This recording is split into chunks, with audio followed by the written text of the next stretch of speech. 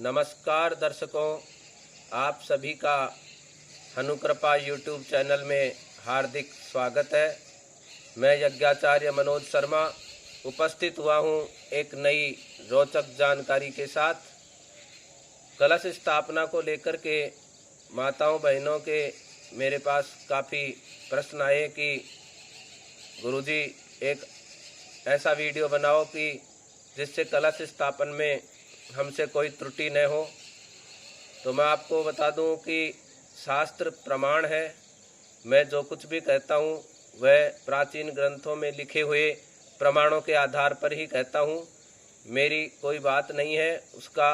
मैं ये नहीं कहता कि मेरा विश्वास करो, मेरे कहे हुए को मानो। शास्त्रों में जो लिखा है, प्रमाण युक्त जो चीज़ है उसे ही माने। मैं आपको प्रमाण सहित ही जानकारी प्रदान करता रहूँगा। अब महिलाओं ने पूछा, माताओं ने, कि कब करें, दिन में करें या रात्रि में करें। तो शास्त्र कहता है न रात्रौ स्थापनम कार्यम न च कुंभाभिषेचनम, कि रात्रि में कुंभ का अभिषेचन और स्थापन कार्य नहीं करना चाहिए। तो जो शुभ मुहूर्त होते हैं उनके अनुसार ही हमें ये करना चाहिए। घट स्थापना में चौघड़िया आदि का विचार शास्त्र सम्मत नहीं है। चौघड़िया केवल यात्रा में ही प्रयुक्त होता है और यह शास्त्रोक्त भी नहीं है।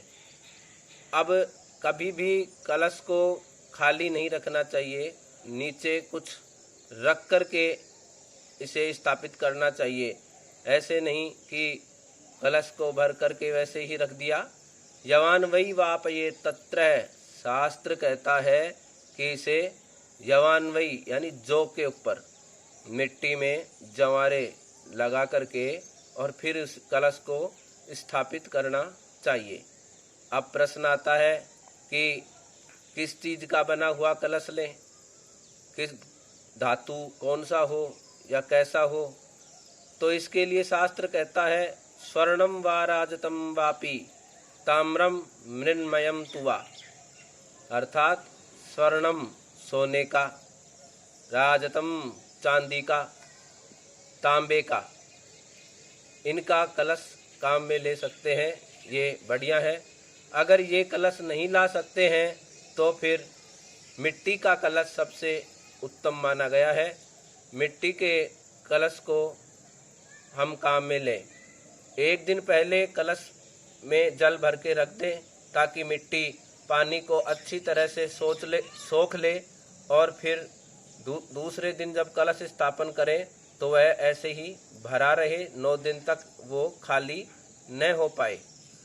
अब प्रश्न आता है कि उसमें पत्ते कौन से लगाएं, किस पेड़ के पत्ते लगाएं। तो शास्त्र कहता है अश्वत्थोदुम्बरः प्लक्षः आम्र नग्रोध च पल्लवा, अर्थात अश्वत्थ होता है पीपल।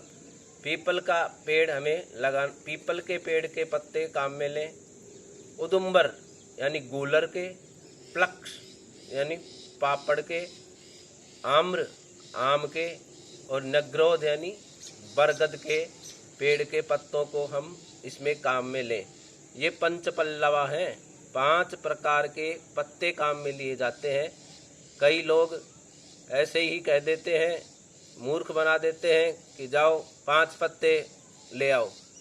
5 पत्तों का यहाँ गिनती से तात्पर्य नहीं है कि एक जैसे ही 5 पत्ते लाए और कलश में स्थापित कर दिए। तो ये 5 प्रकार के पत्ते होने चाहिए, इन्हें पंचपल्लवाणी कहते हैं। अगर ये उपलब्ध न हो 5 प्रकार के तो हम आम के या अशोक के जो पत्ते हैं उनसे अपने कलश को सुशोभित कर सकते हैं। इसमें पत्तों की गिनती से कोई तात्पर्य नहीं है। अब हमें जो है कि पत्ते अच्छी तरह से लगाने चाहिए, हरे रंग के पत्ते हों, जीर्ण कटे फटे पत्ते न लगाएं।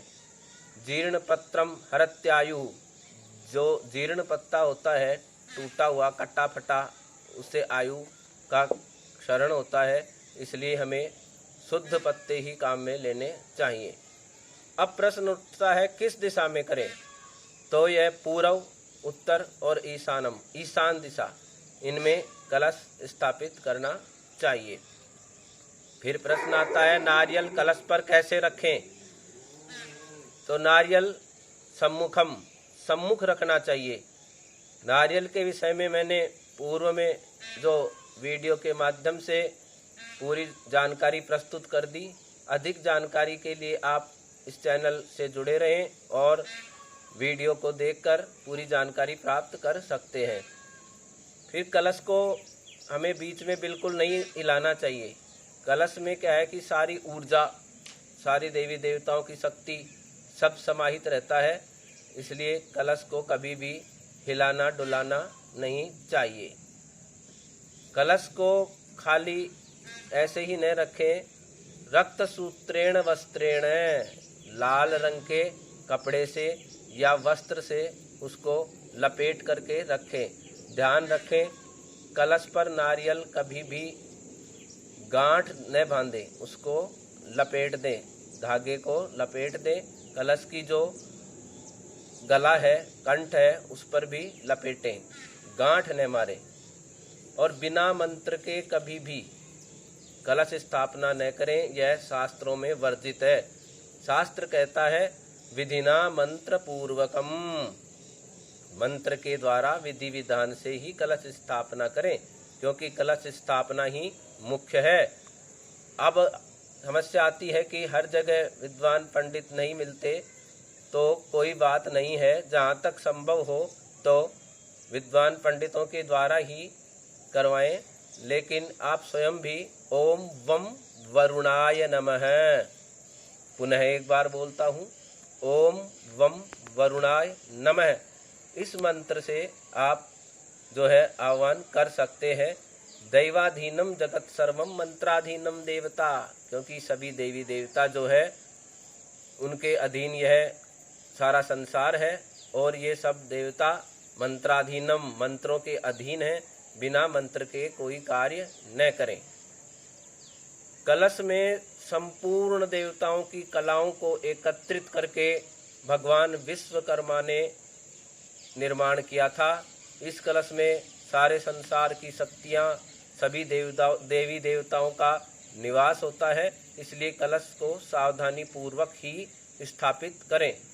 कलश विसर्जन के विषय में मैं पूरी जानकारी मेरे अगले वीडियो के माध्यम से दूंगा।